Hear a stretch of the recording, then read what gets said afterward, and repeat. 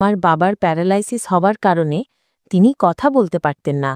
আমি সারাদিন চাকরি করে সন্ধ্যায় যখনই বাড়ি ফিরতাম তখনই বাবার চোখে জল দেখতে পেতাম। আর তিনি ইশারায় আমাকে কিছু বোঝাতে চাইতেন। যদিও আমার বউ বলতো সে আমার বাবার খুব সেবা করে, কিন্তু এখন আমার তার উপর সন্দেহ হতে শুরু করেছে। তাই একদিন আমি লুকিয়ে বউয়ের ওপর নজর রাখতে শুরু করলাম। এরপরে যে দৃশ্য আমার চোখে পড়ল তা দেখে আমার অন্তরাত্মা কেঁপে উঠল। কেননা আমার বিয়ের কিছুদিন পরেই বাবার স্ট্রোক হয়, যার ফলে তিনি কথা বলার ক্ষমতা হারিয়ে ফেলেন। আমার বউ, যে বাবার নিজের মেয়ের মতোই ছিল, সে বাবার খুব খেয়াল রাখত। খাবার, ওষুধ সব কিছুর দেখাশোনা সেই করত। তাই আমি নিশ্চিন্ত ছিলাম যে আমার বউ বাবাকে নিজের বাবার মতোই ভালোবাসে আর সব সময় তার চিন্তা করে। বাবাকে নিয়ে নিশ্চিন্ত হয়ে আমি আমার ব্যবসার দিকে মনোযোগ দিতে শুরু করি, যাতে ব্যবসাটা আরও ভালোভাবে দাঁড় করানো যায়। কিন্তু কিছুদিন থেকে আমি লক্ষ্য করছি যে বাবার চোখে সব সময় জল থাকে। আমি তার পাশে বসলে তিনি কিছু বলতে চাইতেন, কিন্তু পারতেন না। প্রথমে আমি ভাবলাম তিনি হয়তো সব সময় চুপচাপ থাকতে থাকতে বিরক্ত হয়ে উঠেছেন, তাই হয়তো কিছু বলতে চাইছেন। কিন্তু তারপরে লক্ষ্য করলাম যে বাবা যখনই কিছু বলতে চাইতেন তখনই আমার বউ ঘরে ঢুকে পড়ত, আর তাকে দেখলেই বাবা চুপ হয়ে চোখ বন্ধ করে নিতেন। এতে আমার সন্দেহ আরও গভীর হয় যে নিশ্চয়ই আমার বউ এমন কিছু করছে যার জন্য বাবা তার সামনে কিছু বলতে সাহস পাচ্ছেন না। একদিন আমি বউয়ের সাথে এই ব্যাপারে কথা বললে সে বলল, তুমি নিশ্চিন্ত থাকো, আমি বাবার পুরো সেবা করি, তাকে কোনো কিছুর অভাব হতে দিই না। এছাড়াও তুমি তো জানো আমি ওনাকে কত ভালোবাসি। তার কথা শুনে আমি চুপ করে গেলাম, কিন্তু আমার মনে সন্দেহ গেল না। তাই একদিন পরিকল্পনা করে আমার বউকে বললাম, অনেকদিন হলো তুমি তোমার মায়ের সাথে দেখা করতে যাওনি, তাই তুমি তার সাথে দেখা করে সন্ধ্যায় ফিরে এসো। আমারও অফিসে জরুরি কাজ আছে, তাই সন্ধ্যার আগে ফিরতে পারব না। আমার কথা শুনে বউ খুব খুশি হল, আর আমি একটা ট্যাক্সি ডেকে তাকে তুলে দিলাম এবং অফিসে যাওয়ার ভান করে বেরিয়ে পড়লাম।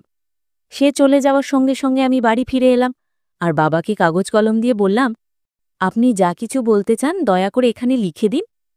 এরপরে বাবা যা লিখলেন তা পড়ে আমার পায়ের তলা থেকে মাটি বেরিয়ে গেল। কেননা আমার বউ তো... যেদিন থেকে আমি বুঝতে শিখেছি সেদিন থেকেই আমার মাকে সব সময় কাঁদতে আর বাবাকে তার উপর অত্যাচার করতে আর ঘৃণা করতে দেখেছি। শুরুতে আমি বুঝতেই পারতাম না যে মায়ের কোনো দোষ না থাকা সত্ত্বেও বাবা মাকে এত ঘৃণা কেন করেন। আমার মা অত্যন্ত সুন্দরী, বাবার চেয়ে বয়সে অনেক ছোট, ভীষণ ধার্মিক, পবিত্র আর শান্ত স্বভাবের মানুষ। তবুও তার প্রতি বাবার ঘৃণা ছিল অসহনীয়। মাকে দেখলেই বাবার কপালে ভাঁজ পড়ে যেত। আমার সামনেও বাবা মায়ের সাথে একই রকম ব্যবহার করতেন। বাবা জীবিত থাকা সত্ত্বেও আমি অনাথের মতো জীবন কাটিয়েছি। আমার খুব ইচ্ছে করত বাবা আমাকে একটু আদর করুন, ভালোবাসুন, আমার ইচ্ছেগুলো পূরণ করুন, কিন্তু তার ব্যবহার এতটাই রুক্ষ ছিল যে আদর তো দূরের কথা, তার সামনে আমি কথা বলার সাহসও পেতাম না। বরং বাবা বাড়িতে ফিরলেই আমার পা কাঁপতে শুরু করত। তবে বাবা আমার পড়াশোনায় খরচ করতে কুণ্ঠাবোধ করতেন না, তাই আমাকে তিনি শহরের এক নামকরা প্রাইভেট স্কুলে পড়াতেন। বাবার অনেক বড় ব্যবসা ছিল, অনেক দোকান ভাড়ায় দেওয়া ছিল, তাই তার টাকার কোনো অভাব ছিল না। কিন্তু তিনি মায়ের পেছনে ১ টাকাও খরচ করতে চাইতেন না। যখন আমি মাকে জিজ্ঞেস করতাম, বাবা কেন এমন করেন, তখন মা চোখে জল নিয়ে বলতেন, না না, এমন কিছু না, তুই ভুল ভাবছিস, তুই শুধু নিজের পড়াশোনায় মন দে। আমি বুঝতে পারতাম না বাবা কেন আমাদের এত ঘৃণা করেন, কেন আমাদের ভালোবাসেন না, কেন আমাদের সঙ্গে হাসি মুখে কথা বলেন না। মা তো বাবাকে ভীষণ ভয় পেতেন। বাবার বাড়ি ফেরার সময় হলেই মায়ের মুখ ফ্যাকাশে হয়ে যেত, আর বাবার আতঙ্কে মা সব কাজ তাড়াতাড়ি করতে শুরু করতেন। কিন্তু তবুও বাবা কোনো না কোনো অজুহাতে মায়ের ওপর চিৎকার করতেন, কখনো কখনো গায়ে হাত তুলতেন, কখনো অপমান করতেন। বাবার ভাষা এতটা কঠোর হতো যে আমার কচি হৃদয়েও সেগুলো সহ্য করা কঠিন হয়ে যেত। যেমন যেমন আমি বড় হতে লাগলাম, বাবার ঘৃণার আসল কারণটা আমার কাছে স্পষ্ট হতে লাগল। আমার বাবার বোন বিয়ের পর থেকেই বাবার মনে বিষ ঢালতে শুরু করেন। তিনি বলতেন, দাদা, তুমি না তো সুন্দর আর না তোমার বয়স কম, তাই তোমার মতো লোকদের সুন্দরী যুবতী মেয়েরা পছন্দ করে না।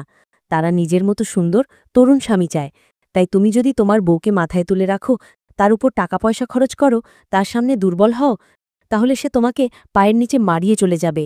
তাকে কাবু করে রাখো, তার উপর দয়া দাক্ষিণ্য দেখাবে না, তাহলে সে তোমাকে ভয় পাবে আর তোমাকে ছেড়ে যাওয়ার সাহস পাবে না। বাবার গায়ের রং শ্যামলা হলেও তার চেহারা খারাপ ছিল না, কিন্তু তার বোন তার মনে এত বিষ ঢেলে দিয়েছিলেন যে তিনিও বিশ্বাস করতে শুরু করেছিলেন যে তিনি রূপহীন, কুৎসিত, তার স্ত্রী কেবল টাকার লোভে তাকে বিয়ে করেছে। এই কারণেই বিয়ের পর থেকেই বাবা মাকে মনে প্রাণে ঘৃণা করতে শুরু করেন, যদিও মা অত্যন্ত ভালো মানুষ ছিলেন। বাবার এমন ব্যবহারের পরেও মা সবসময় বাবার যত্ন নিতেন, যত্ন করে কথা বলতেন, বাবার একটু স্নেহ, একটু ভালোবাসা পাওয়ার আশায় থাকতেন। আমি সবসময় মাকে বাবার দিকে হাঁ করে তাকিয়ে থাকতে দেখতাম, কেননা তিনিও একজন মেয়ে যার অনেক চাহিদা ছিল, আবেগ ছিল, অনুভূতি ছিল, কিন্তু বাবা কখনোই সেসব পূরণ করার চেষ্টাও করেননি। মা প্রায়ই আমার ফুফুর পুরনো কাপড় পরে থাকতেন, কিংবা আমার মামি কিছু দিয়ে গেলে সেটা পরতেন। এইসব দেখে আমার খুব কষ্ট হতো, আর আমি ভাবতাম মা কেন এরকম একজন মানুষের সঙ্গে থাকেন। আমি মাঝে মাঝে তাকে বলতাম, চলো আমরা এই বাড়ি ছেড়ে অন্য কোথাও চলে যাই, কিন্তু মা সবসময় মুচকি হেসে আমার কাঁধে হাত রেখে বলতেন, সব ঠিক আছে বাবা। তখন আমি ক্লাস 10-এর ছাত্র। একদিন স্কুল থেকে ফিরে দেখি বাবা প্রতিদিনের মতো আজও মায়ের ওপর চিৎকার করছেন, গালাগালি করছেন এবং অত্যন্ত নোংরা অভিযোগ করছেন যে মা নাকি অন্য কোনো পরপুরুষের সঙ্গে সম্পর্ক রাখে। মা চোখে জল নিয়ে চুপচাপ ছিলেন, যেন এসব সহ্য করে নিতে তিনি শিখে গেছেন।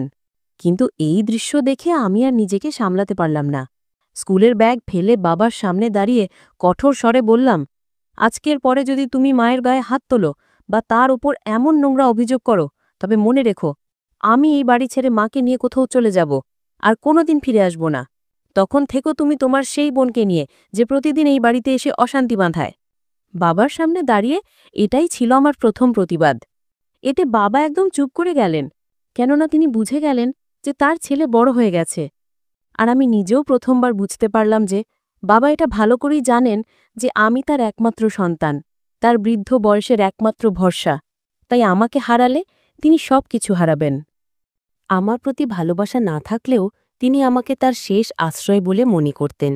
তাই তিনি কখনোই চাইতেন না যে আমি মাকে নিয়ে তার জীবন থেকে চলে যাই। আমি মাকে নিয়ে ঘরের ভেতরে গিয়ে তাকে সান্ত্বনা দিচ্ছিলাম।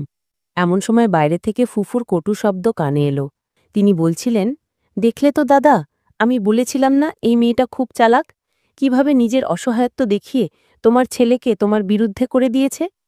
তোমার ছেলে তোমার চোখে চোখ রেখে কথা বলছে, এমনকি আমাকেও খারাপ বলে চলে গেল। তাই আমি বলছি কি, এই ছেলেকে এক্ষুনি কাবু করো, না হলে তোমার হাতের বাইরে চলে যাবে। এই জন্যেই কি তুমি ওর পড়াশোনায় এত টাকা খরচ করেছ, যাতে ও বড় হয়ে তোমার বিরুদ্ধে দাঁড়ায়? ওকে বোঝাও যে তোমার টাকা ছাড়া ওর কোনো ভবিষ্যৎ নেই, আর যদি যেতে চায় তাহলে যেতে দাও মা ছেলেকে।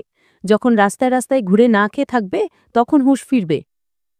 ফুফুর এসব কথা শুনে তার প্রতি আমার রাগ এবং ঘৃণা চূড়ান্ত সীমায় পৌঁছে গেল। যদিও মনে মনে ভয় কাজ করছিল যে বাবা হয়তো ফুফুর কথায় প্রভাবিত হয়ে আমাদের বাড়ি থেকে বের করে দেবেন, কিন্তু বাবা সেসব কিছু না করে চুপচাপ বাড়ি থেকে বেরিয়ে গেলেন। বাবাকে চুপ থাকতে দেখে ফুফুও নিজের চাদর তুলে নিজের বাড়ির দিকে রওনা হয়ে গেলেন। এরপর থেকে বাবা মায়ের ওপর হাত তোলা বন্ধ করে দিলেন, এমনকি সে আর গালিগালাজও করতেন না, মায়ের চরিত্র নিয়ে আর কোনো প্রশ্নও তুলতেন না। যদিও সে এখনও মায়ের উপরে 1 টাকাও খরচ করতেন না, তারপরেও আমি খুশি ছিলাম, কেননা আমার কাছে এটাই যথেষ্ট যে এখন আমার মাকে আর মার খেতে হয় না, অপমানজনক কথা শুনতে হয় না। ফুফু এখনও এ বাড়িতে আসা যাওয়া বন্ধ করেননি। তিনি আর তার সন্তানেরা এখনও বাবার টাকায় আয়েশ করতেন। বাবাও তার ভালোবাসা তাঁদের উপরেই বিলাতেন। এসব দেখে আমার রক্ত গরম হয়ে যেত। তাই আমি নিজেকে পড়াশোনায় এতটাই ব্যস্ত করে ফেললাম যে কোনো কিছুরই আর পরোয়া করতাম না। এখন মা ছাড়া বাড়ির কারো প্রতি আমার কোনো টান ছিল না। যদিও মা আমাকে বোঝাতেন এবং বলতেন, রেহান, মন খারাপ করিস না, কাল যখন তুই সফল হবি তখন সব কিছুই তোর হবে। আর যদি তোর বাবার কথা বলিস তবে ঈশ্বরের কাছে প্রার্থনা কর, ঈশ্বর যেন তাকে সৎবুদ্ধি দেন। আমি শুধু চাই তুই এমন কিছু কখনো করিস না যাতে কেউ বলতে পারে তোর মা তোকে ঠিকভাবে মানুষ করতে পারেনি। এছাড়াও মা আরও বলতেন, তুই প্রায়ই আমাকে জিজ্ঞাসা করিস যে আমি কেন তোর বাবার সঙ্গে তর্ক করি না, কেন তোর বাবার মতো এমন একজন মানুষের সঙ্গে থাকি। তার কারণ এই যে যদি আমি তর্ক করি বা নিজের অধিকারের জন্য কথা বলি, তবে আমি জানি তিনি রেগে গিয়ে হয়তো আমাকেই বাড়ি থেকে বের করে দেবেন আর তোকে আমার থেকে ছিনিয়ে নেবেন। আমি তোকে ছাড়া বাঁচতে পারবো না, কেননা তুই আমার একমাত্র আশা ভরসা। বাবা, তুই আমাকে কথা দে যে তুই তোর বাবার সাথে কখনো তর্ক করবি না। মায়ের কথা আমার হৃদয়ে ছুঁয়ে গিয়েছিল, তাই আমি তার কথা মেনে নিজের কাজে মন দিলাম। সময় দ্রুত এগিয়ে চলতে লাগল আর আমি বিটেক পাশ করে গেলাম। আমার সাফল্যে মা যেমন খুশি হয়েছিলেন, তেমনি বাবাও খুব খুশি হয়েছিলেন এবং আমাকে জড়িয়ে ধরতে চেয়েছিলেন। কিন্তু আমার ঠান্ডা মনোভাব দেখে তিনি বুঝে গেলেন যে আমি আর তার পরোয়া করি না। বাবা চেয়েছিলেন আমি তার ব্যবসা সামলাই, কিন্তু আমি না করে দিয়ে বললাম, আপাতত আমি একটা বেসরকারি কোম্পানিতে চাকরি করব, যাতে মায়ের সমস্ত ইচ্ছা পূরণ করতে পারি, আর আমার অভিজ্ঞতাও দরকার। বাবা আমার কথায় চুপ করে গেলেন, তারপরে বললেন, আমার সমস্ত সম্পত্তি তোর, আর এর ওপর শুধু তোরই অধিকার। তাই আমি চাই তুই সবকিছু বুঝে নে, যাতে আমি শান্তিতে বাকি দিনগুলো কাটাতে পারি। কিন্তু তোর যখন ইচ্ছে নেই, তখন তুই যা ঠিক মনে করিস কর। কিন্তু তুই যেমন খুশি এইসব সম্পত্তি আর ব্যবসার ব্যবহার করতে পারিস, কেউ তোকে কোনো প্রশ্ন করবে না। বাবার এই কথার মাধ্যমে পরিষ্কার হয়ে গিয়েছিল যে এখন আমি যা চাই করতে পারি। কিন্তু এই কথা শুনে আমার ফুফুর রাতের ঘুম উড়ে গিয়েছিল, কেননা তার নজর তার দাদার সম্পত্তির ওপরে ছিল। সে সবসময় চাইত তার দাদা সারা জীবন নিজের স্ত্রী আর ছেলের থেকে দূরে থাকুক। সে হয়তো ভাবত তার উদ্দেশ্য সফল হয়েছে, কিন্তু এটা তার ভুল ছিল, কেননা বাবা যতই তার বোনকে ভালোবাসুন না কেন, তার কাছে তার সন্তানের থেকে বড় কেউ ছিল না। বাবার ঝোঁক আমার দিকে দেখে ফুফুর অবস্থা খারাপ হয়ে গেল, আর সে একটা নতুন চাল চালল, যা আমার জন্য সবচেয়ে বড় ধাক্কা ছিল। একদিন বাবা বললেন, খুব ভালো কথা, এখন তুই নিজের পায়ে দাঁড়িয়ে গেছিস, তাই এবার তোর বিয়ে দেওয়া উচিত। আমি আমার ভাগ্নি সুহানার সঙ্গে তোর বিয়ে ঠিক করে দিয়েছি। এখন তুই তোর মায়ের সঙ্গে আলোচনা করে আমাকে জানা কোন তারিখে বিয়ে হবে, বাকি সব ব্যবস্থা আমি করে ফেলব। বাবার কথা শুনে আমার পায়ের নিচ থেকে মাটি সরে গেল, আর আমি বিস্ময়ে বাবার মুখের দিকে তাকিয়ে রইলাম। আমার জীবনের এত বড় একটা সিদ্ধান্ত উনি আমার ইচ্ছার বিরুদ্ধে কিভাবে নিতে পারেন? মায়ের অবস্থাও প্রায় একই ছিল, তিনি তার ভাইজিকে নিজের পুত্রবধূ করে আনতে চাইতেন। কিন্তু বাবা না আমার সঙ্গে না মায়ের সঙ্গে কোনো আলোচনা ছাড়াই চুপচাপ সুহানার সাথে আমার বিয়ে ঠিক করে ফেললেন। আপনি আমার জীবনের এত বড় সিদ্ধান্ত আমাকে না জানিয়ে কিভাবে ঠিক করতে পারেন? আপনার ভাগ্নির প্রতি আমার কোনো আগ্রহ নেই। আমি অন্য এক মেয়েকে পছন্দ করি এবং তাকেই বিয়ে করব। আজ আমি যেখানে দাঁড়িয়ে আছি সেটা শুধুই আমার মায়ের জন্য, তাই আপনি কিভাবে ভাবলেন যে আমি আপনার এই সিদ্ধান্ত মেনে নেব? তিনি বললেন, তোকে আমার কথা মানতেই হবে। আমি আমার বোনকে কথা দিয়েছি যে সুহানার সাথেই তোর বিয়ে হবে। যদি তুই আমার কথা না মানিস, তবে মনে রাখিস আমি তোর মাকে তালাক দিয়ে দেব। তারপর তোরা মা ছেলে এই বাড়ি থেকে চলে যাস, আমার কোনো সমস্যা নেই। কিন্তু একবার ভেবে দেখিস, এই বয়সে তোর মায়ের তালাক হওয়া ভালো দেখাবে না। এই কথা বলে তিনি চলে গেলেন, আর আমি রাগে গজগজ করতে থেকে গেলাম। আমি তাকে বলতে চেয়েছিলাম যে তার হুমকিতে আমার কিছুই যায় আসে না, কিন্তু মা আমার সামনে হাতজোড় করে আমাকে থামিয়ে কাঁদতে কাঁদতে বললেন, সারা জীবন আমি এই নির্মম মানুষটার অবহেলা সহ্য করেছি, কিন্তু এই বয়সে এসে তালাকের কলঙ্ক মাথায় নিতে পারবো না বাবা। আমি তোর সামনে হাতজোড় করছি, যা চলছে চলতে দে, আর তুই সুহানাকে বিয়ে করে নে। মায়ের কথা শুনে আমি চুপ করে রইলাম, আর এই সম্পর্কের জন্য সম্মতি দিয়ে দিলাম। কিন্তু আমি মনে মনে সিদ্ধান্ত নিলাম যে সুহানাকে বিয়ে করব ঠিকই, কিন্তু ওর থেকে প্রতিটি অপমানের বদলা নেব।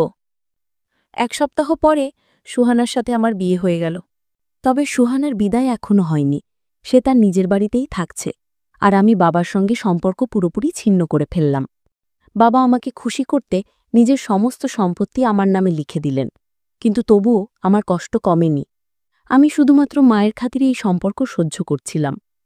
তারপর একদিন হঠাৎ করেই মা এই পৃথিবী ছেড়ে চলে গেলেন। মায়ের এই আকস্মিক মৃত্যু আমাকে ভেঙে চুরমার করে দিল। তারপরে আমি সিদ্ধান্ত নিলাম যে মাই যখন নেই, তখন এই সম্পর্ক আমি রাখব না। কিন্তু সেটা আর হল না। মায়ের মৃত্যুর পরে সবাই মিলে সিদ্ধান্ত নিল যে সংসার ঠিকভাবে চালাতে হলে বউয়ের আগমন জরুরি।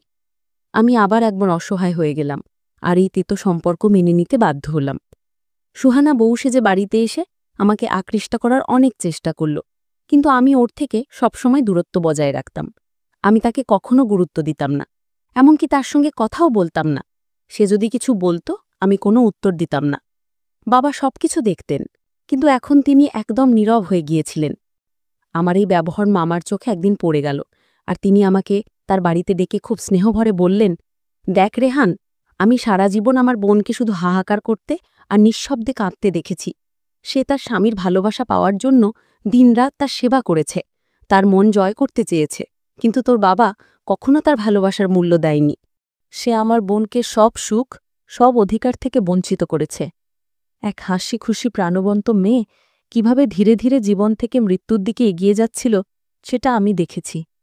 তুই নিজেও তো দেখেছিস তোর মা কেমন কষ্টে আর হাহাকারে দিনের পর দিন কাটিয়েছে। এখন তুই সুহানার সাথে ঠিক সেই একই ব্যবহার করছিস। আমার একটা প্রশ্নের উত্তর দে রেহান, যদি তুইও তোর বাবার মতো আচরণ করে সুহানার অধিকার কেড়ে নিস, তবে তোর আর তোর বাবার মধ্যে কি পার্থক্য থাকল? আমি জানি এই বিয়ে তোর ইচ্ছার বিরুদ্ধে হয়েছে, কিন্তু সুহানা এখন তোর বউ, তোর দায়িত্ব। তোর বাবা যেমন তোর মাকে কষ্ট দিয়ে ধীরে ধীরে মৃত্যুর দিকে ঠেলে দিয়েছিল, সেই একই ভুল কি তুই করতে চাস? মামার কথা আমার চোখ খুলে দিল। এখন আমি নিজেও বুঝতে পারছিলাম যে আমি সেই একই আচরণ করছি যেটা আমার বাবা মায়ের সঙ্গে করেছিলেন। শুধু এটুকুই পার্থক্য ছিল যে আমি গালিগালাজ করতাম না আর সুহানার চরিত্র নিয়ে সন্দেহ করতাম না, কিন্তু আমার ঠান্ডা নির্লিপ্ত মনোভাব বাবার মতোই নিষ্ঠুর ছিল। সুহানা আমার জন্য সেজেগুজে থাকত, আমার যত্ন নিত, অথচ আমি তার দিকে ফিরেও তাকাতাম না। সেদিনই আমি সিদ্ধান্ত নিলাম যে এই অন্যায় আর করব না। তাই অফিস থেকে বাড়ি ফেরার পথে সুহানার জন্য একটা ফুলের তোড়া আর দামি একটা উপহার কিনে নিয়ে এলাম। সেগুলো দেখে সুহানার চোখ আনন্দে ঝলমল করে উঠল। সে এতটা খুশি হয়েছিল যে তার খুশি দেখে আমিও আবেগে ভেসে গেলাম, আর মনে মনে প্রতিজ্ঞা করলাম আজ থেকে আর কখনো সুহানার সঙ্গে অন্যায় করব না। এরপর থেকে আমার ব্যবহার সুহানার প্রতি একেবারে বদলে গেল। একদিন বাবা নিজেই আমার কাছে ক্ষমা চেয়ে নিলেন। আমি তাকে মুখে ক্ষমা করলেও মনের মধ্যে আজও একটা দূরত্ব ছিল। কিছুদিন পার হওয়ার পরে একটা বড় ঘটনা ঘটে গেল। একদিন সকালে আমি যখন অফিসের জন্য রেডি হচ্ছিলাম, হঠাৎ সুহানা দৌড়ে এসে বলল, রেহান, না জানি মামার কি হয়েছে, তিনি বিছানা থেকে উঠছেন না। সুহানার কথা শুনে আমি বাবার ঘরে গিয়ে তাকে দেখে খুব ভয় পেয়ে গেলাম, আর সঙ্গে সঙ্গে তাকে হাসপাতালে নিয়ে গেলাম। সেখানে গিয়ে জানতে পারলাম বাবার স্ট্রোক হয়েছে এবং এর ফলে তিনি চিরদিনের জন্য কথা বলার ক্ষমতা হারিয়ে ফেলেছেন। আমার মনে হলো বাবা যে অত্যাচার মায়ের উপর করেছেন তার শাস্তি তিনি পাচ্ছেন। কিন্তু আমি বাবার সেবায় কোনো ত্রুটি রাখলাম না। আমার স্ত্রী সুহানাও তার যথেষ্ট যত্ন নিত, এতে আমার কোনো সন্দেহ রইল না। কেননা সুহানা আমার বাবার নিজের বোনের মেয়ে। বাবা সারা জীবন তাকে খুব স্নেহ করতেন, আর সুহানাও বাবার খুব সম্মান করত। তবে কিছুদিন থেকে আমি লক্ষ্য করছি যে বাবার চোখে প্রায়ই জল দেখা যায়। যখনই আমি তার কাছে যেতাম, তিনি হাতের ইশারায় আমাকে কিছু বোঝানোর চেষ্টা করতেন, কিন্তু সুহানা ঘরে ঢুকলেই তিনি চোখ বন্ধ করে চুপ করে যেতেন। প্রথমে আমি কিছুই ভাবিনি, কিন্তু পরে মনে হতে লাগল যে তিনি হয়তো কিছু বলতে চাইছেন, কিন্তু সুহানার সামনে বলতে পারছেন না। এখন আমার সন্দেহ হতে লাগল যে কিছু একটা গণ্ডগোল আছে। এক দুবার আমি আকারে ইঙ্গিতে সুহানাকে জিজ্ঞেস করেছিলাম যে, তুমি বাবার খেয়াল ঠিকমতো রাখছ তো? জবাবে সে বলল, তুমি নিজেই তো দেখো, আমি সময় মতো তাকে ওষুধ দিই, নিজের হাতে খাইয়ে দিই। উনি আমার মামা, আর আমি তাকে খুব ভালোবাসি। তার এই কথায় আমি চুপ করে গেলাম, কিন্তু আমার সন্দেহ কাটল না।